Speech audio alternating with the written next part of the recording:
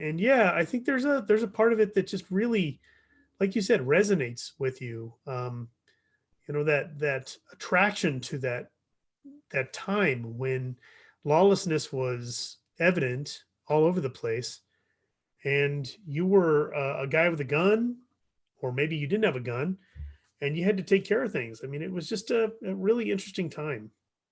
Interesting time to build up a whole region. It's, my gosh, it's amazing what they did. And the fact that they lost people on the way. And then Yeah. when they got here, they lost people. I mean, I can't remember the percentage, but I think it was it one or two of every three kids? I can't remember the percentage, but it was ridiculously high. So you can only imagine that they thought, well, we have three children now. Hopefully we'll have one when this is all over.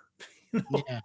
Well, I mean, particularly when you're talking about like wagon trains going through territory that, hasn't even really Dysentery been and mapped cholera. out. Yeah. Yeah, yeah, man. I remember playing the Oregon Trail as a kid. I would never make it through Yeah. the whole game. I always died of dysentery.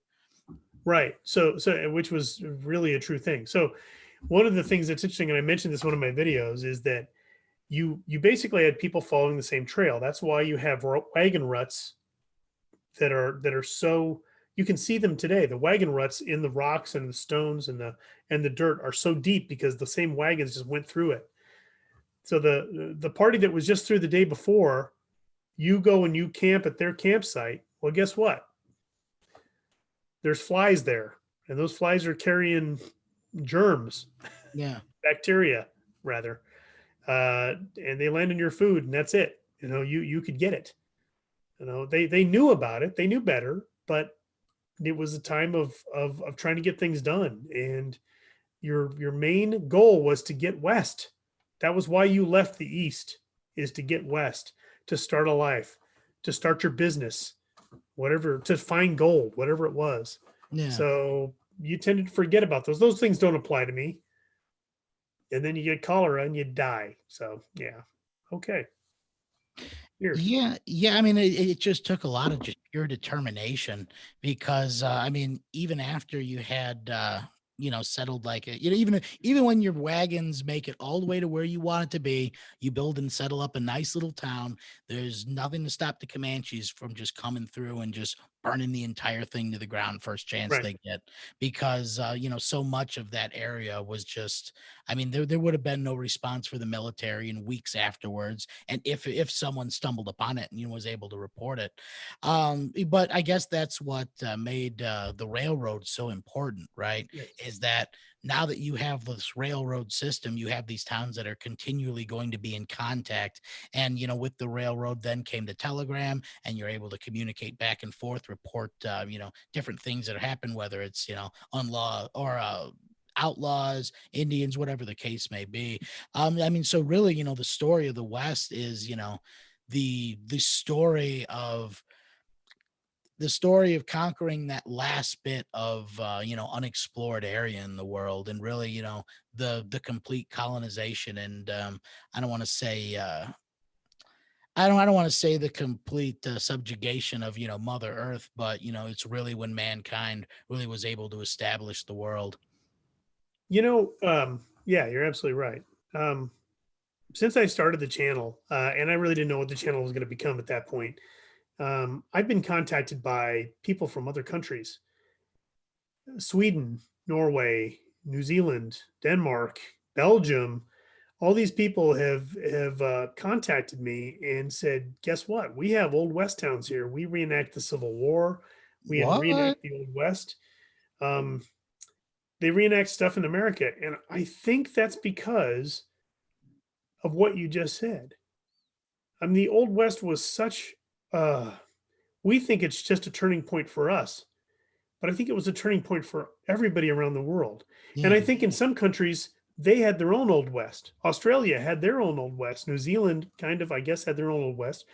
In a way, all of these people had their own version of the Old West, which is people going out and saying, you know what, forget this stuff I'm doing here. My house is burned. The government's taken this, whatever. I'm going to go start another life in this area that there's nobody at except outlaws and Native Americans or indigenous people. Maybe that's a better Yeah. way to say it. Yeah. and I'm going to just risk it all, and I'm going to start a life, and I'm going to start a business, and we're going to tie these two places together, and everything's going to be amazing. The fact that people did that all over the world and in their different frontiers, I think that they all associate that with our Old West. Yeah, I feel like that's, I don't know, that's just the story of humanity, right? You have these city states get developed, and then you have the people who want to do that exact same thing. So they become traders, go along the Silk Road, visiting all those different places, trying to start their own life, their own business. And that's, I mean, well, then once you see, those other places get conquered under the Roman Empire, you see those people flee to the New World to get away from the structures of power. So I mean, really, it is really the story of humanity is that story of getting away from these structures of power to forge your own path. And Right. I don't know, there's just something that there's just something purposeful in that idea. It's something that you can Sure. bring to your own life philosophy. Yeah, absolutely. But what's funny is we don't reenact, well, I say that in general, we don't reenact the Roman era here in America that Yeah, much, yeah, but we sure as heck reenact the Old West. People in Sweden, I don't know if they reenact the Roman era very much, but and they sure reenact the Old West. So it's something about that era, and it's probably because of Hollywood, quite frankly, and right. novels, dime novels, books, um, legendary heroes that you say sort of spurred on the superheroes of today. I think it's a much more important genre than we think it is. Yeah, I mean, Noah, you had brought up the dime novels and the pulp novels at the time, and if it wasn't for those kind of publications, you would have never had the comic book boom.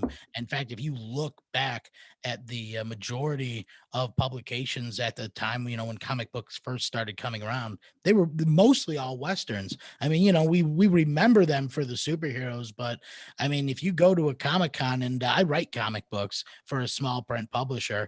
So yeah, so I'm always at these cons, and you always see just long boxes and long boxes and long boxes filled with all of these old cowboy comics that people just kind of overlook.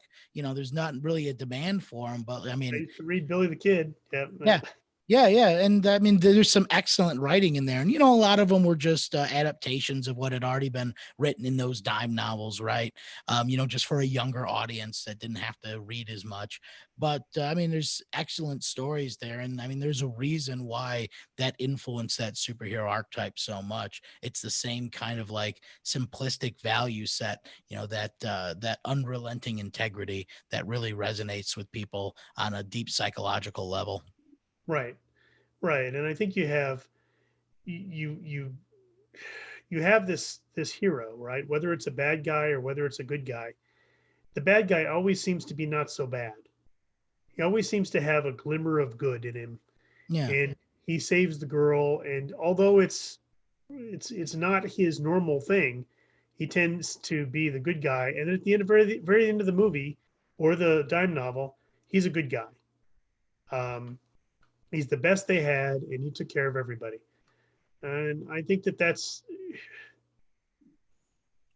something we all sort of in a way fell in love with. Yeah. We all wanted to be that guy.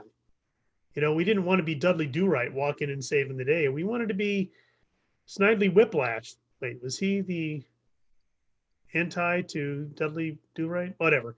Anyway, I we wanted believe to be the so. bad guy. What? I said I believe you're right. I think that was Snidely Whiplash. We wanted to be the bad guy, but we also wanted to have a sort of a good. So the anti-hero that Clint Eastwood was, I think that's why we like him so much. You Yeah. know,